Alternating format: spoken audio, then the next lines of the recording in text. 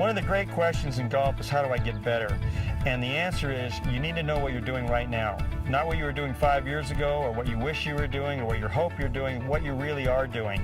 And then you secondly need to know, what should I be doing instead of what I'm doing right now? So once you have the clarity of where I am right now, what should I be doing instead, then the third part is being with a knowledgeable person, somebody who can help you get to where I should be instead. And that's through verbal instruction, talking to them, through visual work, by watching good players, watching the moves, by kinesthetics, and that's where a teacher's actually moving you through a position, or through drills. If you can do a drill right, then that drill can help you for the rest of your life on some part of your swing. You can have to drill for every part of your game. But if you can do the drill right, then you don't need the teacher anymore. You can continue to work correctly on the things that will help your game. I put a piece into Golf Magazine way back in the early 90s, a long time ago, on what the body was doing in the swing. And I actually looked at the four parts, the knees, the hips, the shoulders, and the head, as far as movement. What did it do? And they thought that was a little too complicated, so they actually focused in on the hips and the shoulders. And it was the differential between your shoulder rotation versus your hip rotation. And if you can imagine looking down at your shoulders and your lower body in the backswing, it formed the letter X. And really, one of the writers at Golf Magazine, John Androsani, thought of the idea of the X factor.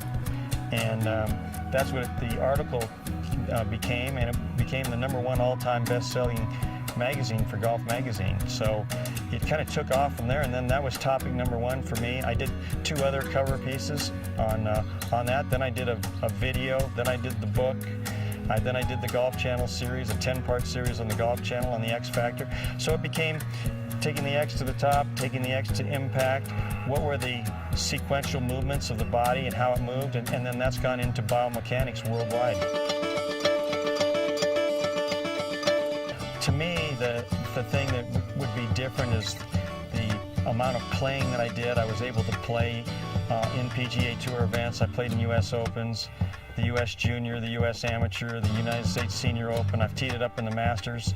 So I've had the opportunity to play with great players and get to know them really well. I think that's helped me a lot, to be able to hit the shots, to be able to have a knowledge of what a good player is really thinking about.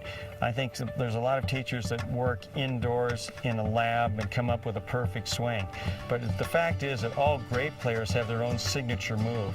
They have their own way of doing that. And once you take that away from a talented player, you have the opportunity to ruin talent and to make them worse. And that's something that I've really worked hard at trying to avoid, that I'm not going to hurt a player. I think being known as one of the top teachers is really nice, but it's not really what you set out to do.